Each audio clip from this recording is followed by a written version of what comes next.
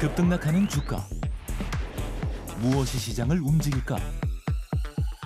우리가 몰랐던 종목의 숨은 뒷이야기. 정윤성 앵커가 알려드립니다. 오후장 투자의 모든 것. K스탁 라이브. 네, 추석 연휴 전 이번 주 이벤트가 많은 상황입니다. 미국 고용지표 발표 이후에 출렁임이 있었고 과연 이번 주 일정을 소화하는 과정에서 얼마 더 변동성을 확대할지 시장 진단하면서 투자 전략까지 세워보겠습니다. LS증권 투자전략팀 정다운 수석연구원 전화 통해 만나보도록 하죠. 안녕하세요. 네, 안녕하십니까. LS 정다운입니다. 네, 지금 시장이 좀 변동성을 크게 확대시키고 있습니다. 미국의 지표 하나하나에 예민하게 반응을 하면서 경기 침체냐 아니냐를 두고 또 금리 인하에 대한 폭에 대해서도 설왕설래하는 모습을 보이고 있는데요. 오늘은 다행히 2,500선을 지지하기는 했습니다만 아직까지도 불안함이 큰 상황입니다. 추가 하방을 열어둬야 하는 것인지 어느 정도의 하방을 열고 지켜봐야 하는 것인지 시장에 대해서 좀 어떻게 진단하고 계실까요? 네, 기본적으로 변동성이 높은 구간이라는 부분에 대해서는 부정하기가 좀 힘든 상황인 것 같습니다. 경기 침체 우려라든지 아니면은 정책 불확실성에 대한 부분들, 이런 것들이 증시의 하락 요인으로 좀 작용을 하고 있고요. 보다 근본적인 영향력으로 봤을 때에는 정책적인 불확실성이 경기에까지 좀 영향을 미치는 시기가 아닌가라고 생각을 하고 있습니다. 다만 저희 같은 경우에는 침체 시그널을 당장 떠올리기보다는 불확실성이 어느 정도는 잠잠해지면은 그래도 지표라든지 경기에 대한 우려가 일부 좀 완화될 수 있지 않을까라고 좀 생각을 하고 있습니다.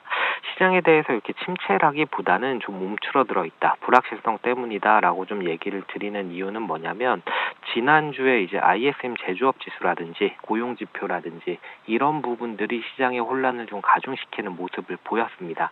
그런데 ISM 제조업 지수가 발표되면서 티머시 피올의 회장이 이런 얘기를 했습니다.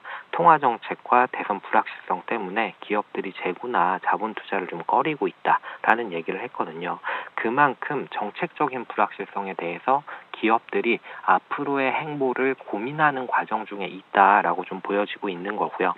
고용지표 역시도 비슷한 모습이었습니다. 고용지표가 신규 고용 자체가 컨센을 소폭 하회하기는 했습니다만 이보다는 이제 지난달이라든지 지지난달의 수치가 하향 조정되면서 이 부분이 우려를 좀 자아내는 모습을 보였는데 사실 해고율이라든지 아니면은 주당 근로시간을 살펴보면은 그렇게 나쁜 수치는 아니었습니다. 특히 해고율 같은 경우에는 평년보다 낮은 수준을 유지하고 있는 상황이라서 고용에 있어서도 기업들이 약간은 움츠러들어 있는 모습을 보이는 게 아닌가라고 좀 생각을 하고 있습니다.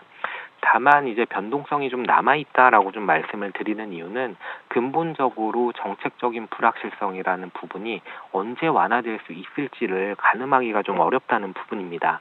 대선이 끝난다면 일부 좀 완화가 되겠지만 대선까지는 2달여가 남아있는 상황이라서 시기상으로는 조금은 어려운 시기이지 않을까 이렇게 좀 판단을 하고 있습니다.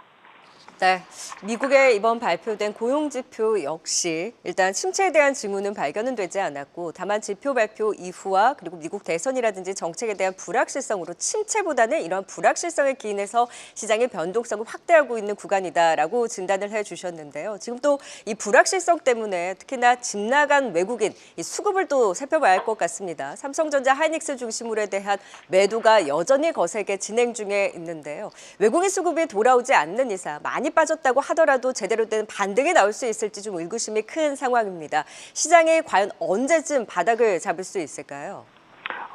반등 시기로 보면은 저희는 10월에 3분기 실적 시즌을 말씀을 드리고 있습니다.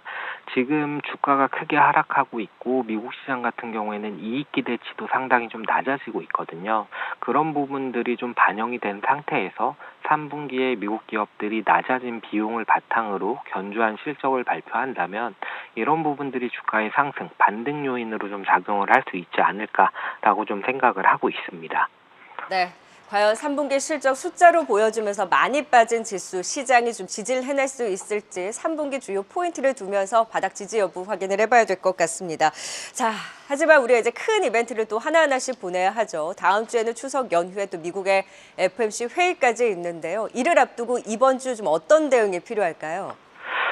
저는 좀 여유를 가지고 대응을 해보자라고 말씀을 드리고 있습니다. 불확실성이 완전히 해소되기에는 시간이 좀 남아있고, 다만 그럼에도 불구하고 가격으로 봤을 때 지금 가격이라면은 충분히 매력적인 가격 레벨까지는 하락을 한 상황이기 때문에 지금 상황에서 가지고 있는 주식에 대해서 빠르게 손절을 한다던가 아니면은 바로 또 추격 매수를 한다든가 이런 부분들을 생각을 하기보다는 조금은 여유를 가지고 충분히 매력적인 가격에 도달을 했을 때 분할 매수에 나가는 전략이 어떨까라고 생각을 하고 있고요. 저희는 코스피 기준으로 봤을 때 0.9배, PBR 0.9배가 한 2,570포인트 정도 되는데 이 정도 레벨을 하회한다면 충분히 좀 매력적인 가격대다라고 좀 판단을 하고 있습니다. 네, 코스피 0.9배 이하, 그러니까 2,570선 이하에서는 충분히 분할 매수로 대응할 만한 매력적인 가격대에 있는 것은 맞다. 다만 또 이벤트들이 많은 만큼 서두르기보다는 조금 더 여유를 가지고 시장 분할 매수 전략으로 접근하자라는 의견까지 주셨습니다. LS증권 정다운 수석연구원 통해 오늘 도움 말씀 들어봤습니다. 연결 고맙습니다. 네, 감사합니다. 계속해서 다양한 경제 이슈를 알고 싶다면 구독과 좋아요, 알림 설정 부탁드립니다.